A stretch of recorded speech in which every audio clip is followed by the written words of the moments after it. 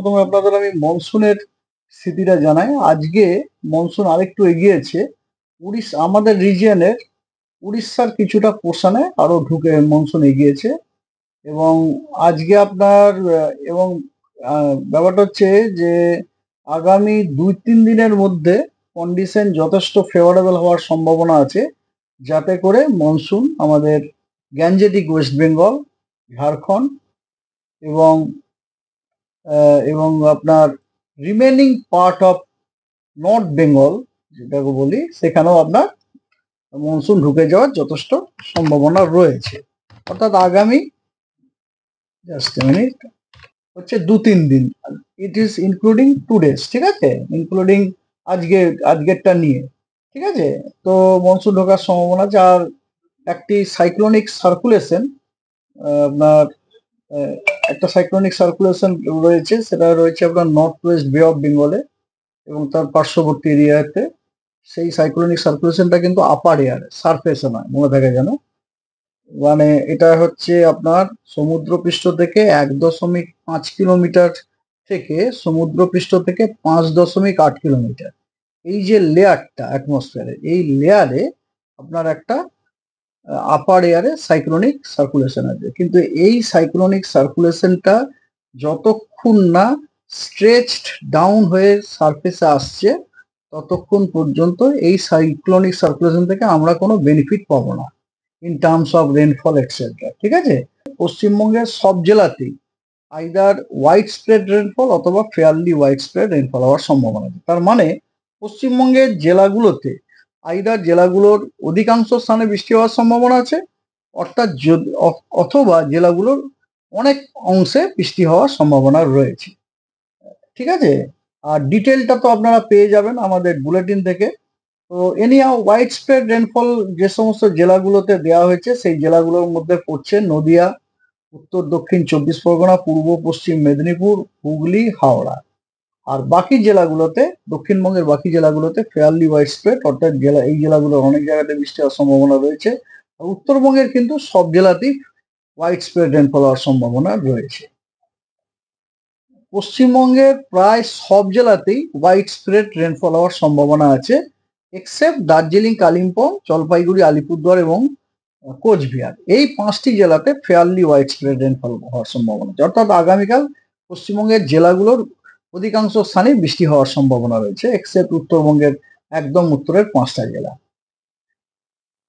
18 তারিখ আগামী পরশুদিন দক্ষিণবঙ্গের সব জেলাতে হোয়াইট স্প্রেড রেনফল হওয়ার সম্ভাবনা রয়েছে, অর্থাৎ দক্ষিণবঙ্গের সব জেলাগুলোর অধিকাংশ স্থানেই বৃষ্টিপাত হওয়ার সম্ভাবনা আছে এবং উত্তরবঙ্গের সব জেলাগুলোতে ফেয়ারলি হোয়াইট স্প্রেড রেনফল হওয়ার সম্ভাবনা রয়েছে, অর্থাৎ উত্তরবঙ্গের সব জেলাগুলোতেই অনেক স্থানেই বৃষ্টি হওয়ার সম্ভাবনা আছে। ওটা হচ্ছে 18 তারিখ।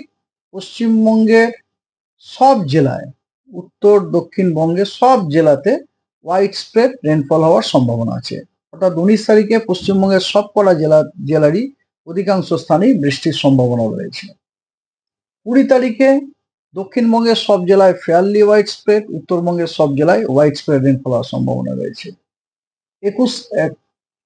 এটা গেল 20-21 both, it is should not only 20-21 both. আর 22 তারিখে উত্তরবঙ্গের সব জেলা হোয়াইট স্প্রেড, দক্ষিণবঙ্গের পূর্ব মেদিনীপুর, উত্তর এবং দক্ষিণ 24 পরগনাতে হোয়াইট স্প্রেড এবং বাকি জেলাগুলোতে ফেয়ারলি হোয়াইট স্প্রেড রেনফল হওয়ার সম্ভাবনা আছে। কিছু জেলায় ভারী বৃষ্টিপাত হওয়ার সম্ভাবনা আছে বিক্ষিপ্তভাবে। সেই জেলাগুলো হলো উত্তর এবং দক্ষিণ 24 পরগনা, পূর্ব এবং পশ্চিম মেদিনীপুর, এবং তার সাথে প্রত্যেক জেলাতেই বিক্ষিপ্তভাবে থান্ডারস্টর্ম, লাইটনিং এবং ঝোড়ো হাওয়া 30 থেকে 40 কিলোমিটার প্রতি ঘন্টায় থাকার সম্ভাবনা রয়েছে। আর দক্ষিণবঙ্গের বললাম, এবারে উত্তরবঙ্গের উত্তর দিনাজপুর, দক্ষিণ দিনাজপুর এবং জলপাইগুড়ি, এই 3টি জেলাতে বিক্ষিপ্তভাবে ভারী বর্ষণের সম্ভাবনা রয়েছে। এবং মালদা, দক্ষিণ দিনাজপুর, উত্তর দিনাজপুর, এই 3টি জেলাতে আপনার থান্ডারস্টর্ম উইথ লাইটনিং, তার সাথে ঝোড়ো হওয়া 30 to 40 কিলোমিটার প্রতি ঘন্টায় থাকারও সম্ভাবনা রয়েছে। 17 তারিখে দক্ষিণবঙ্গের সব জেলাতে আপনার কি বলে বিক্ষিপ্তভাবে ভারী বর্ষণের সম্ভাবনা আছে, এবং তার সাথে কিছু জেলা যেমন বাঁকুড়া, পূর্ব বর্ধমান, পশ্চিম মেদিনীপুর এবং দক্ষিণ 24 পরগনা, এই জেলাগুলোতে কিন্তু ভারী থেকে অতি ভারী বর্ষণেরও সম্ভাবনা আছে, এবং এই জন্য এই জেলাগুলোতে আপনার কমলা সতর্কবার্তাও জারি করা হয়েছে 17 তারিখের জন্য। এবং এটা বাদ দিলে দক্ষিণবঙ্গের সব জেলাতে কিন্তু বিক্ষিপ্তভাবে থান্ডারস্টর্ম, লাইটনিং, ঝোড়ো হাওয়া 30 থেকে 40 কিলোমিটার প্রতি ঘন্টায় থাকার সম্ভাবনা রয়েছে, এবং সব জেলাতেই বিক্ষিপ্তভাবে ভারী বর্ষণেরও সম্ভাবনা আছে। আর উত্তরবঙ্গের জলপাইগুড়ি, আলিপুরদুয়ার এই দুই জেলাতে বিক্ষিপ্তভাবে ভারী বর্ষণের সম্ভাবনা রয়েছে, এবং উত্তরবঙ্গের জলপাইগুড়ি, উত্তর দিনাজপুর, দক্ষিণ দিনাজপুর এবং মালদা এই তিনটি জেলাতে বিক্ষিপ্তভাবে বজ্রবিদ্যুৎ হওয়ার সম্ভাবনা আছে। 18 তারিখে 18 তারিখেও আপনার দক্ষিণবঙ্গের সব জেলাতে বিক্ষিপ্তভাবে ভারী বর্ষণ, বিক্ষিপ্তভাবে থান্ডারস্টর্ম, লাইটনিং এবং ঝোড়ো হাওয়া 30 থেকে 40 কিলোমিটার প্রতি ঘন্টায় থাকার সম্ভাবনা রয়েছে। এবং এছাড়া বীরভূম, পশ্চিম বর্ধমান, পুরুলিয়া, বাঁকুড়া এবং পশ্চিম মেদিনীপুর এই 4টি জেলাতে অতি ভারী বর্ষণের, ভারী থেকে অতি ভারী বর্ষণের কিন্তু সম্ভাবনা রয়েছে, এবং সম্ভাবনাটা একটু বেশি, সেই কারণে ওখানে কমলা সতর্কবার্তাও দেওয়া হয়েছে। এবং উত্তর, এগুলো হচ্ছে সব দক্ষিণবঙ্গের জেলা বললাম। উত্তরবঙ্গে আলিপুরদুয়ারে বিক্ষিপ্তভাবে ভারী বর্ষণের সম্ভাবনা আছে, এবং জলপাইগুড়ি, কোচবিহার, উত্তর দক্ষিণ দিনাজপুর এবং মালদা এই জেলাগুলোতে বিক্ষিপ্তভাবে বজ্র বিদ্যুৎ হওয়ার সম্ভাবনা আছে। দক্ষিণবঙ্গের মাত্র পুরুলিয়া, পশ্চিম বর্ধমান এবং বীরভূম এই তিনটি জেলাতে ভারী বর্ষণের সম্ভাবনা আছে বিক্ষিপ্তভাবে।